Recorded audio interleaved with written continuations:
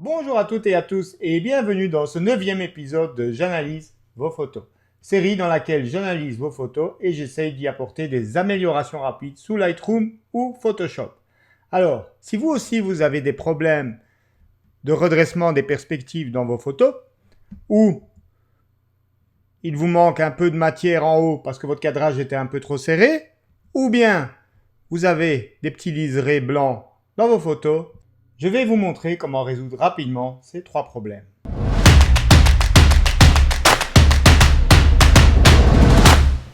Alors, cette semaine, je vais analyser des photos du groupe Vue en Belgique. Groupe que j'ai créé il y a une année à peu près avec l'aide de Sébastien Danse et qui donc est destiné à accueillir les photos de notre beau plat pays.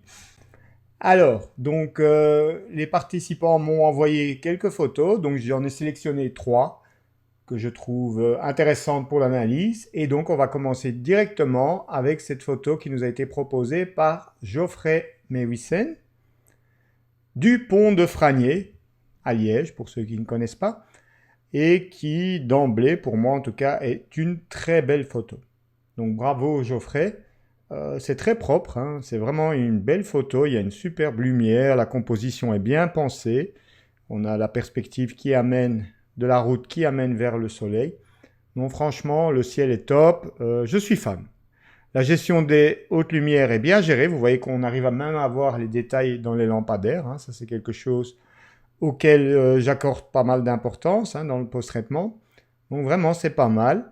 Alors honnêtement, il n'y a pas grand-chose à dire sur cette photo, elle est vraiment bien, ça arrive aussi des fois, hein, que j'ai rien à redire. Allez, pour chipoter, il y a un petit liseré blanc en bordure des poteaux. Donc ça, c'est un problème qui survient, je vais zoomer un peu plus fort afin que vous vous en aperceviez un peu plus. Donc vous voyez, en fait, c'est ce petit bord blanc ici, voilà, cette espèce de petit halo, qui très probablement n'était pas, ici on le voit plus fort, qui probablement n'était pas visible dans le programme de post-traitement que Geoffrey utilise, hein, il pourra nous le confirmer en commentaire, mais qui ici apparaît. Donc ça c'est un petit truc que je vous conseille de faire. Quand vous exportez vos photos, publiez-les sur Facebook en tant que privé, c'est-à-dire que vous pouvez choisir dans les paramètres de confidentialité sur Facebook à qui vous voulez montrer la photo, au public, à tout le monde. Vous avez un réglage qui est juste moi. Et donc, en fait, il n'y a que vous qui voyez la photo. Donc, vous la publiez, vous regardez, qu'est-ce qu'en fait Facebook au niveau compression.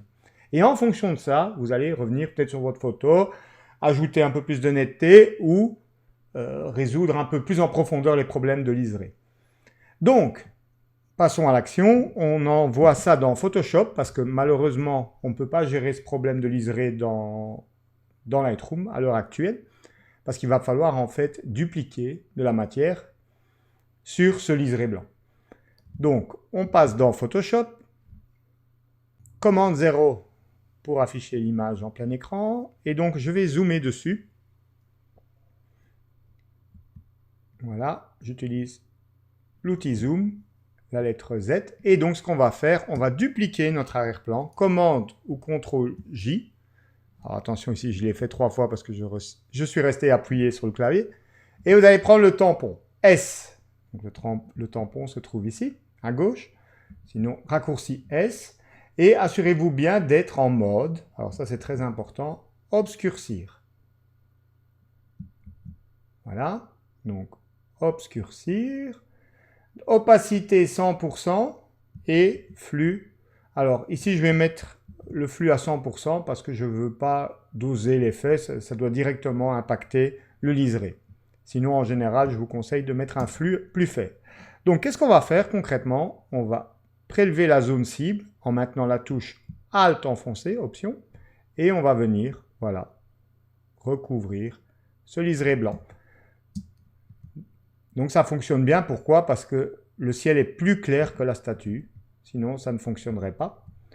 Alors, se présentera bien un jour dans les photos que vous me proposez le cas inverse, mais pour le moment, ça ne s'est pas encore avéré. Donc vous pouvez dupliquer, voilà, partout la matière. Vous voyez qu'on peut déborder sans trop de problèmes, hein. Alors n'allez quand même pas peindre au milieu de la statue, enfin utiliser le tampon au milieu de la statue, mais globalement vous ne devez pas être hyper précis. essayez plutôt de brosser avec l'extérieur de l'outil, donc avec l'extérieur du cercle en fait. Voilà. Et donc vous voyez, rapidement, on enlève ce petit souci de compression. Donc c'est quelque chose que je fais régulièrement. Oui, c'est un peu fastidieux, j'en conviens, mais si vous voulez éviter ce genre de petits soucis, il va falloir passer par cette phase d'outil de duplication. Alors c'est souvent aussi, alors par exemple ici, vous voyez que là en plus on a un liseré de couleur, pardon, qui est pas très esthétique, donc on va en profiter pour essayer de le supprimer. Alors vous voyez d'ailleurs que en fait ici il ne part pas tout à fait parce que la différence de luminosité n'est pas suffisante. Il l'atténue, vous voyez que le bleu clair disparaît, mais le bord ici de couleur ne disparaît pas tout à fait. Alors là, la solution la plus simple, c'est de prendre l'outil de sélection rapide, W, qui se trouve ici. Vous pouvez réduire la taille de l'outil ici dans la boîte de dialogue en haut, ou en utilisant les raccourcis clavier que vous voyez à l'écran. Donc là, je glisse de gauche à droite ou de haut en bas pour modifier la dureté. Donc là, je vais mettre la dureté à 0%. OK. Donc là, ce que je vais faire, je vais sélectionner la partie sombre. Voilà. Je vais laisser Photoshop faire son travail. Alors, il ne l'a pas très bien fait. Donc, vous voyez qu'il prend en compte, il prend des pixels ici qui ne devraient pas. Donc, ce qu'on va faire, on va désélectionner, commande ou contrôle D. Voilà. Et on va prendre l'ancienne baguette magique qui se trouve en dessous. Pourquoi je prends celle-là? C'est parce que celle-ci dispose d'un seuil de tolérance qu'on peut régler. Au plus ce chiffre est élevé, au plus l'outil va sélectionner les pixels. Donc 11 est un chiffre faible. Voilà. Et donc, on va normalement pouvoir sélectionner avec plus de précision les pixels dont on a besoin. Donc on va quand même augmenter un petit peu sa tolérance, puisque là vous voyez qu'elle ne prend rien en compte. OK. Et donc je vais dézoomer. Voilà, je n'avais pas vu qu'il y avait une sélection active. Donc là, je clique et on va venir zoomer sur la zone de transition. Donc vous voyez, il a pris les pixels en compte. Donc qu'est-ce que je dois faire? C'est abaisser mon seuil de tolérance. Voilà, on va le mettre sur 10. Et là, vous voyez que c'est même trop peu. Donc, avec Shift enfoncé, j'ajoute des zones. Mais vous voyez que c'est trop limitatif. Donc, on va passer à 20. Commande D pour désélectionner. Et c'est toujours trop peu.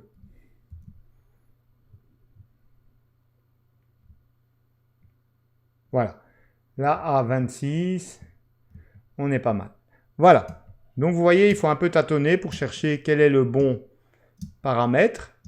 Une fois que vous l'avez trouvé, à ce moment-là, vous allez inverser la sélection. Commande Shift-I, Ctrl-Shift-I sur PC. Et donc, cette fois, vous pouvez travailler sur un nouveau cal. Commande Alt-Shift-N, Ctrl-Alt-Shift-N. Et vous allez, en fait, dupliquer la matière de gauche. Pas cette fois en mode obscurcir, mais bien en mode normal. Et vous allez, voilà, simplement dupliquer le ciel sur cette zone de transition. Voilà.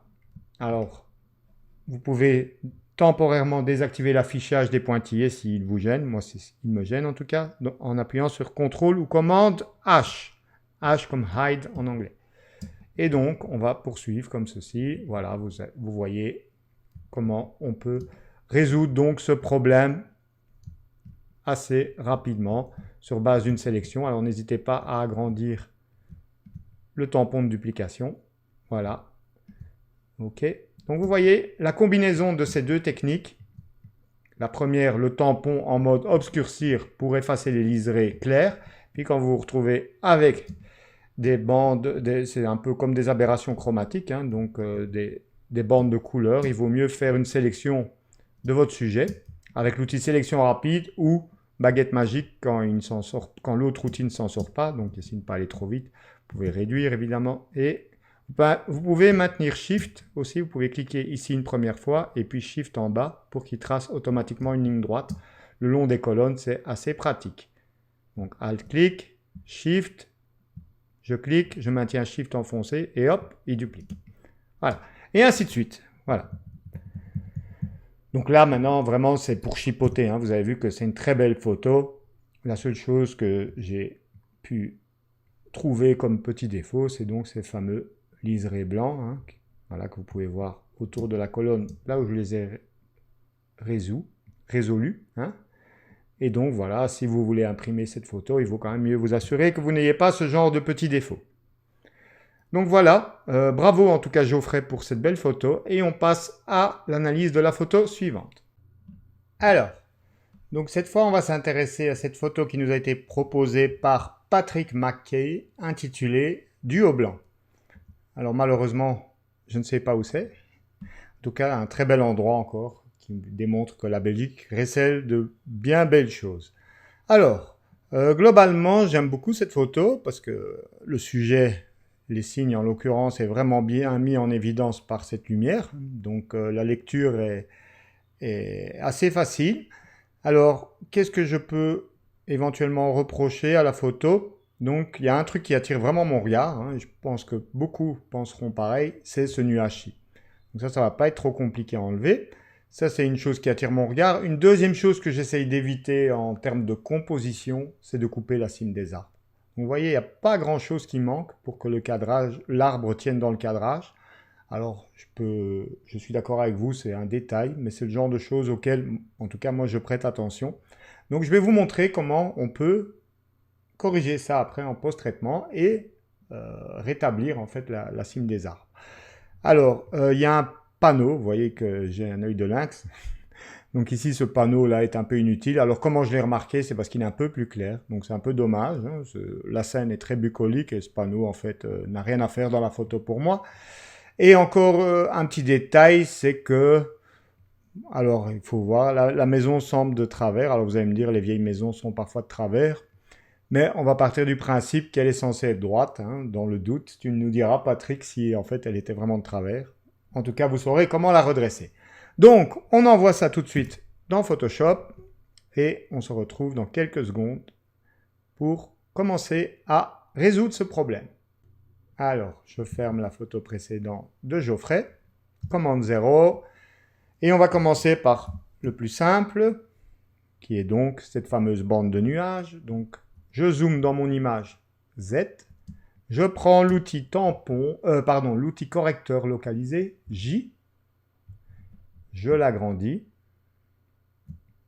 et je viens rapidement peindre dessus. Et vous voyez que en 2-3 clics, c'est fait. Beaucoup plus simple qu'avec Lightroom, je vous assure. Alors, ce qu'on va faire, je veux donc ensuite retailler la cime des arbres. Donc, je vais utiliser l'outil recadrage, C. Alors, par défaut, là, il y a des paramètres qui ont été mémorisés depuis la dernière fois. Donc, ce que je vais faire, je vais mettre rapport largeur-hauteur. Alors, il ne veut pas, parce que je suis en mode zoom. Je vais réinitialiser, donc effacer tout. Voilà. Et je vais donc venir agrandir. Voilà, pas grand-chose. Il me faudrait juste un petit peu plus de pixels dans le ciel. Et je vais cocher, on ne sait jamais que ça fonctionne, contenu pris en compte. Et donc là, normalement, il est censé tenir compte des pixels environnants pour reconstituer les zones manquantes ici dans la transparence. Donc on va voir ce qu'il fait. Tatin, suspense. Bon, voilà, on va l'avouer, c'est pas terrible. Alors pourquoi? Parce qu'en fait, il a tenu compte de ce calque-là où j'avais effacé juste le petit nuage. Donc on va fusionner ces deux calques. Je les sélectionne tous les deux. Commande ou CTRL E nous les fusionne. Voilà. Et donc maintenant, je vais recommencer l'opération. Je réagrandis, je coche contenu pris en compte et je croise les doigts pour que cette fois ça se passe mieux. Ok. Et tatin, roulement de tambour. Yes. Vous voyez que parfois ça tient un peu de choses. Alors, globalement c'est pas mal, hein, donc on pourrait se contenter de ça. On va zoomer, donc je reprends l'outil déplacement V, on va zoomer sur nos cimes des arbres, et honnêtement, alors en toute franchise, je ne m'attendais pas à un tel résultat qualitatif. Juste un peu ici, si on chipote, qu'on voit un petit peu que c'est dupliqué, enfin que c'est un peu soft, c'est un peu trop doux là. Ce qu'on peut faire tout simplement, en espérant que la différence de luminosité n'est pas trop forte, on peut essayer de dupliquer par exemple cette branche ici, Alors, je prends l'outil tampon, S. Je m'assure d'être en mode normal, opacité 100%, flux. Alors, le flux, cette fois, je vais le descendre à 20% pour que l'action ait lieu très progressivement. Et ce que je vais faire, je vais prendre ce bout, ici, Alt-clic dessus. Donc, ça le met en mémoire, en fait. Et maintenant, je vais venir, en fait, voilà, le coller ici, par-dessus. Alors, le souci, comme vous pouvez le voir, c'est qu'en fait, le bleu n'a pas la même intensité. Hein. Donc, ce qu'on peut faire, on va prendre quelque chose qui est proche, en fait, de cette zone. Donc, par exemple, ici, cette branche-là, on va la dupliquer sur son propre calque. Donc, elle ne sera pas, pour le moment, ça ira dans le même angle. Voilà. Bah, d'ailleurs, ça fonctionne plutôt bien. J'ai même pas besoin de le tourner, c'est ce que je voulais vous montrer en fait. Je vais le faire sur un nouveau calque, commande Alt Shift N. Là, cette fois, je vais appliquer une rotation à la branche pour que ce soit un peu moins flagrant. Donc, comme je l'ai créé sur son propre calque, je peux la tourner indépendamment de l'autre branche. Donc, commande ou contrôle T me permet donc d'activer l'outil transformation. Donc, voilà, je veux tourner en fait la branche et la repositionner pour que la duplication soit un peu moins flagrante. Donc je vous montre, commande G, je les regroupe dans un dossier et vous voyez donc comment je triche en remettant un peu la cime des branches. Donc je peux venir un peu, voilà, la descendre pour que ça paraisse plus naturel. Et vous pouvez faire de même ici avec éventuellement ce bout de branche ici.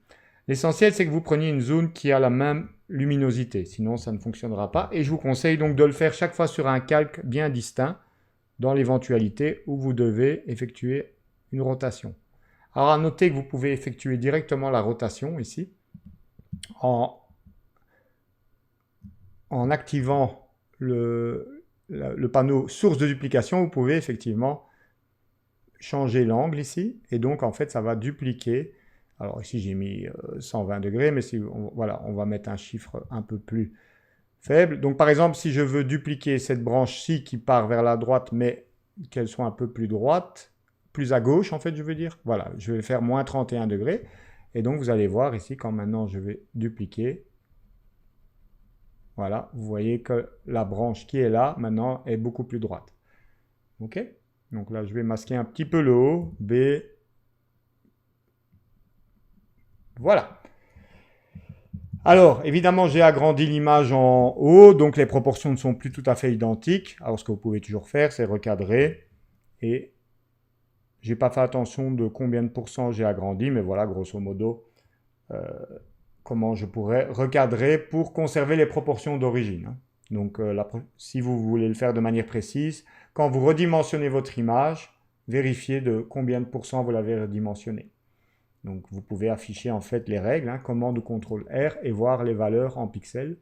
Vous pouvez d'ailleurs tracer des repères horizontaux ou verticaux et donc ainsi lire la valeur en pixels ici. Si elle n'est pas affichée en pixels, vous cliquez droit sur la règle et vous pouvez changer l'unité.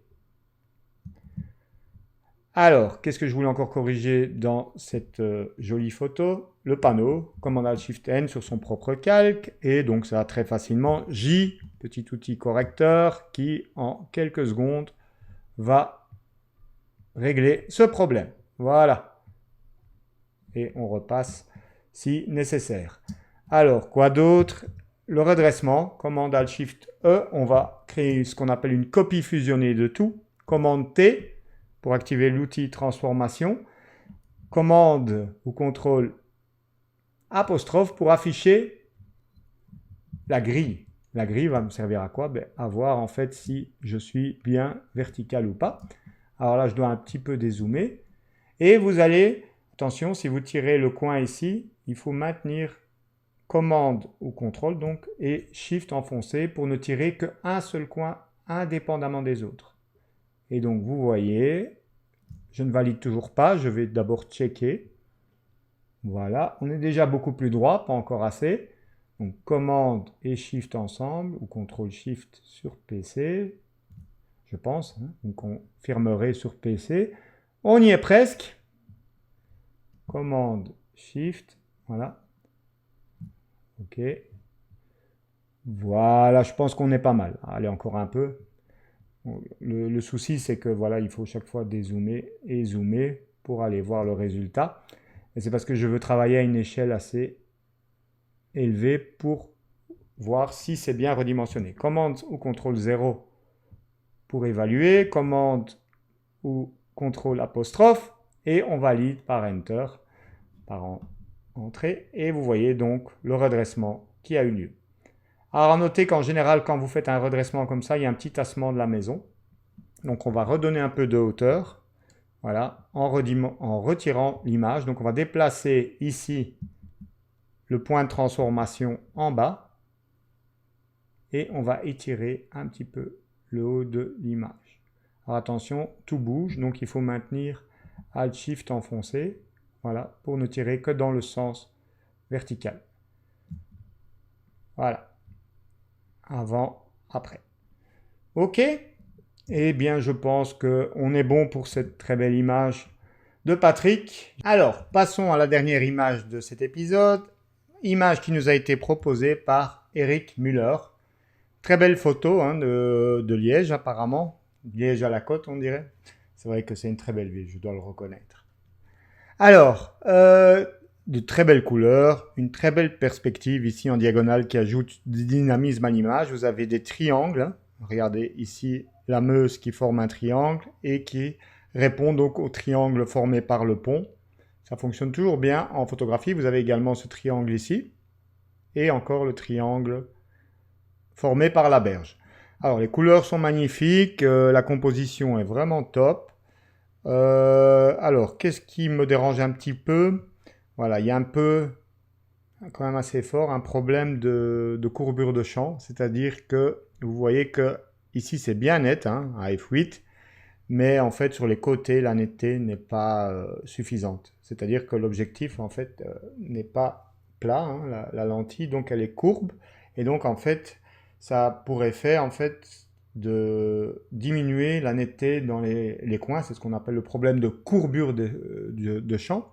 Et ici il est particulièrement visible, alors c'est dépendant de l'objectif, de la qualité de l'objectif et également aussi de l'ouverture utilisée. Donc en général, au plus vous allez fermer, donc par exemple si Eric aurait fait une photo à F11, F13 voire F16, il aurait minimisé ce problème. C'est-à-dire que probablement ce serait un peu moins piqué parce qu'on a un meilleur piqué à des plus grandes ouvertures, hein, à un ou deux stops de la plus grande ouverture de l'objectif. Mais voilà le souci parfois dans les compositions comme ça à l'ultra grand angle. Je ne sais pas quel est. Voilà, on est au 14 mm, hein, le 14-24 qui est pourtant un très bon objectif. Vous voyez qu'on a un peu ce problème. Enfin, voilà, c'est ce que je vous conseille d'appliquer à la prise de vue. N'hésitez pas à checker par vous-même en fermant un peu plus si vous arrivez à réduire ce problème. Hormis ce petit problème de netteté, de courbure de champ, il y a également voilà, la perspective. Donc là, on est vraiment assez déformé. Alors des fois, ça ne me dérange pas du tout. Hein, quand on prend un immeuble, par exemple, d'en bas et tout ça, ça donne beaucoup de dynamique. Mais là, j'avoue que l'église, là, enfin la tour et les poteaux, ça ne donne pas trop bien, je trouve. Donc je vais vous montrer en fait comment on peut redresser ça rapidement dans Photoshop. Enfin, rapidement est toujours relatif, hein, bien entendu. Mais de la manière la plus efficace. Donc on va dupliquer en tout premier notre calque, commande ou CTRL-J. Et donc ce qu'on va faire, on va afficher les règles. Pourquoi? Parce que là tantôt j'ai redressé la maison de Patrick, mais, c'est pas sa maison, mais la maison qui était dans la photo de Patrick, mais je n'ai pas tenu compte de l'échelle des bâtiments à l'origine. Après j'ai fait au pif, j'ai redimensionné vers le haut. Ici on ne va pas le faire au pif, on va le faire avec des repères. Donc qu'est-ce que je fais? Je place un premier repère horizontal au niveau du toit, au niveau de la pointe de l'église, hein. V me permet de le déplacer, voilà. Et je vais en placer un, voilà, dans le bas, ici. Et donc, après que j'ai transformé l'image et qu'elle sera probablement tassée, j'aurai un repère de quelle était la taille originale de la tour ou du poteau, etc. Donc c'est toujours intéressant d'avoir un repère de taille pour ensuite réajuster la hauteur après le tassement dû au redressement. Commande T, CTRL T pour activer l'outil transformation. Et donc, on va travailler de manière unilatérale à nouveau, comme je le fais bien souvent dans Photoshop. Commande Shift ou Ctrl Shift et je tire. Et là, on va travailler à vue de nez d'abord. Là, ça a l'air pas mal de ce côté. Maintenant, on s'attaque à l'autre côté. Alors, je vais déplacer un peu mon image à droite. Commande Shift. Et là, maintenant, je m'occupe. Alors, vous voyez qu'elle sort du cadre. Alors, c'est pas grave. Je vais vous montrer. Ne flippez pas, surtout pas. Le but est d'ajuster pour l'instant les verticales. Donc, on voit ici que l'église, du coup, est repartie un petit peu de travers. Donc, on va retirer un petit peu plus par là. Vous voyez, c'est toujours ce jeu de je tire un peu à gauche, je tire un peu à droite. Parce que vous n'avez pas nécessairement la même déformation à gauche et à droite. C'est souvent ça le problème. Il faut pouvoir travailler de manière unilatérale. Donc là, j'affiche la grille, commande apostrophe, pour voir un peu plus précisément ce que je fais. Commande Shift, Ctrl Shift. Voilà, là, ça me semble pas mal. On va aller voir de l'autre côté. Donc là, maintenant, il faut retirer de l'autre côté. Forcément, vous tirez d'un côté, ça déforme de l'autre côté. Là, on est pas mal. Je pense que ça n'a pas eu trop d'impact de l'autre côté. Vous voyez, des deux côtés, on est pas mal. Voilà, ça c'est la première étape. Commande apostrophe, contrôle apostrophe pour, comment dire, cacher la grille. Alors, on va valider cette transformation et vous allez me dire, ok, mais tu as perdu toute une partie du pont. Ben, c'est pas tout à fait perdu. Pourquoi? Parce que vous pouvez aller dans Image, Image et tout faire apparaître. Et là, comme par magie, ce qui manquait a réapparu. Alors, évidemment, avec des triangles blancs pour les parties qui sont manquantes, mais quand même, je peux recadrer du coup moi-même. Je ne suis pas avec le recadrage qui m'a été imposé. Donc, si je fais commande Z, j'avais ça. Et là, commande Shift Z, j'ai ça, ce qui est déjà mieux parce que donc, je vais pouvoir recadrer comme bon me semble. Donc, ici, ce que je vais faire, je vais recadrer tel que c'est proposé, ça m'évite ici de devoir reconstituer quoi que ce soit, puisque mon sujet ici est bien placé, c'est plutôt le pont dont je ne veux pas trop perdre de matière. Alors ce qu'on va faire, on va essayer de conserver tout ça. Hein, donc on va valider par Enter. OK. Et donc maintenant j'ai ce grand trou blanc qu'on va essayer de combler. Donc comment? On va créer un nouveau calque, on va essayer de dupliquer les lignes du pont. Alors on zoome sur cette zone, on prend l'outil tampon de duplication. On vient s'assurer, cette fois, on va bien travailler à 100%. OK, normal, opacité 100%. On vient prendre une zone ici et on va essayer de prolonger le pont. Voilà. OK. Là, ça match. À un moment, ça ne va plus matcher, hein, vous allez voir. Donc, il va falloir le faire. Voilà, voilà. Là, ça ne marche plus. Sur les deux premiers, ça marche. Donc, on peut après encore déplacer le calque. Hein, voilà, vous voyez. Donc, les deux premiers câbles, c'est bon. Et puis, ainsi de suite. Il va falloir, donc, chaque fois sur son propre calque, hein, surtout travailler sur des calques différents, sinon, ça va être la galère. On va venir, en fait, prolonger. Voilà. Chaque ligne. Alors, c'est du boulot, hein, je ne dis pas, mais en fait, ça vous permet de conserver votre cadrage. Donc, je vais passer un petit peu en accéléré pour ne pas vous embêter avec ce processus qui est répétitif, juste pour vous montrer le processus final.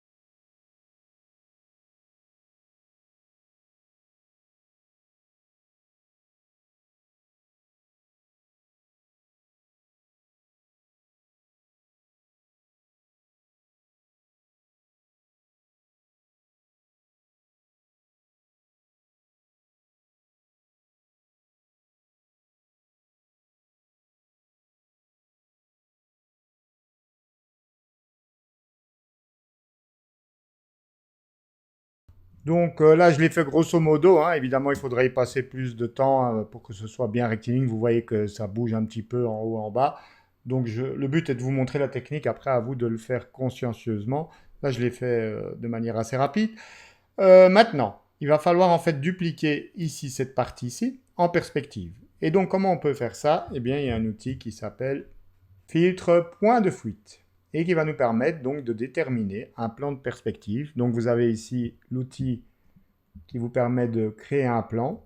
OK, vous cliquez ici sur le début du pont, voilà, et vous venez en fait placer vos 4 points de manière à respecter la perspective du mur. Alors vous pouvez l'agrandir, voilà. Alors quand c'est rouge, c'est que le plan n'est pas correctement tracé, donc on va dézoomer, commande moins, et c'est qu'il y a un point qui doit être ajusté. Voilà, vous allez voir que quand je bouge, à un moment, ça redevient bleu. Alors c'est peut-être ici, simplement au milieu. On va zoomer ici.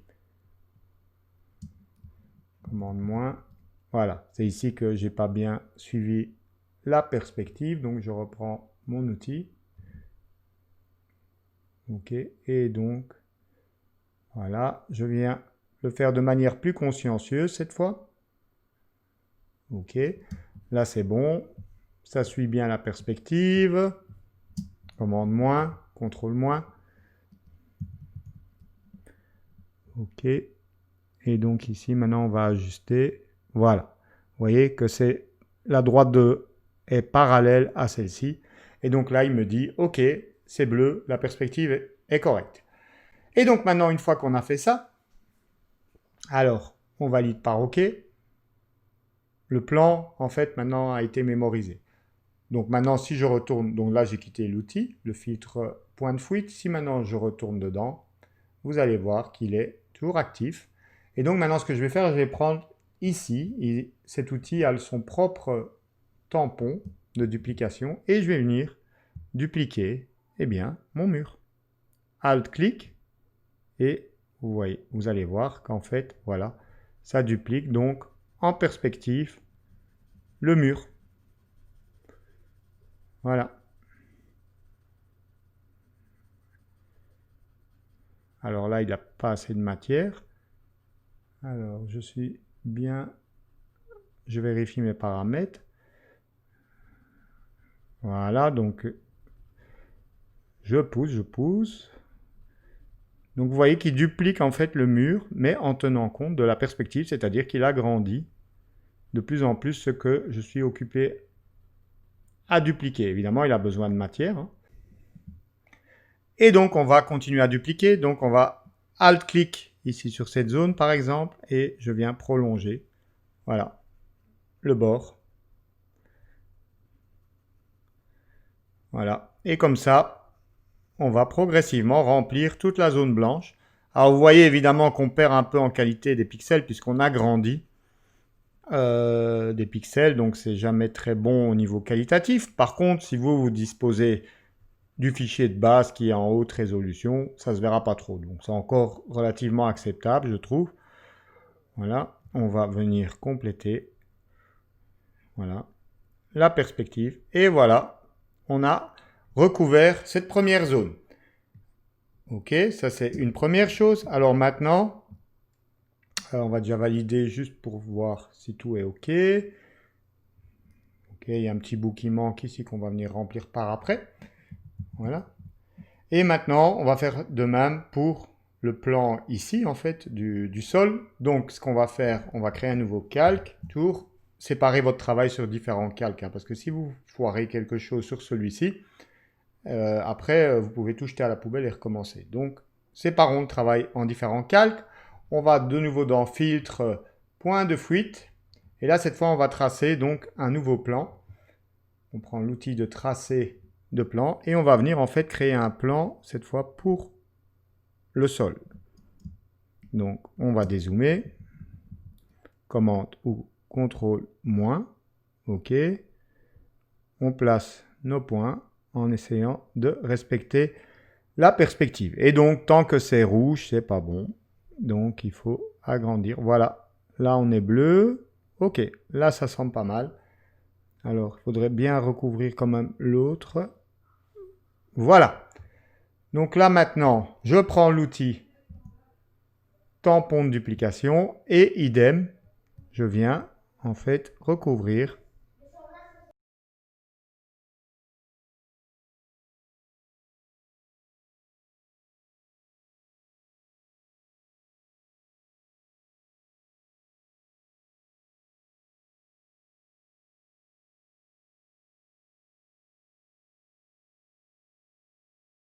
donc il me manque une petite zone là à laquelle j'ai pas prêté attention et qu'on va rapidement combler avec l'outil de duplication classique. Voilà.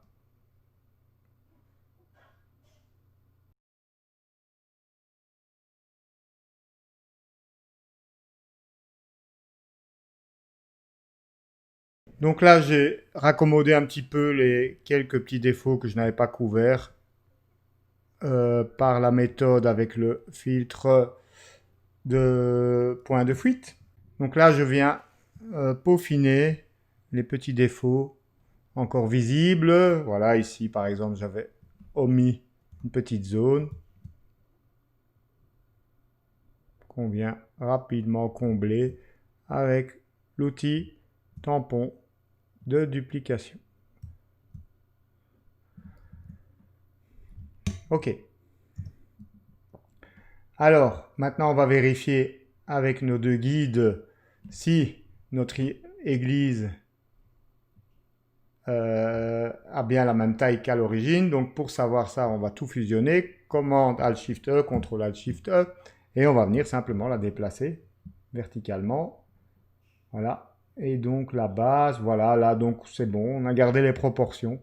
Donc, on n'a pas besoin de réajuster. Mais si ce n'était pas le cas, à ce moment-là, donc je redéplace, commande Shift Z.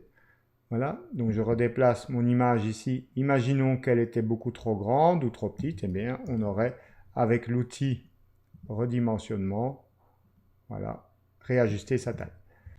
Mais donc ici, ça n'a pas été nécessaire. Et donc, on est tout bon. Et donc, on va faire un petit avant-après. Donc, pour vous rappeler d'où vient l'image, hein, donc vous voyez, avec ces perspectives qui rentrent l'une vers l'autre, et là, parfaitement redressée et dont on a comblé les trous dus au redimensionnement. Voilà, j'espère que ces petites astuces vous auront été utiles et si vous désirez vous aussi m'envoyer vos photos pour que je les analyse et les corrige éventuellement, vous pouvez le faire en m'envoyant votre photo à contact@olivierroch.com. Je mettrai l'adresse ici en commentaire et en mentionnant donc votre nom, prénom, éventuellement le titre de la photo et le problème que vous souhaiteriez voir traité.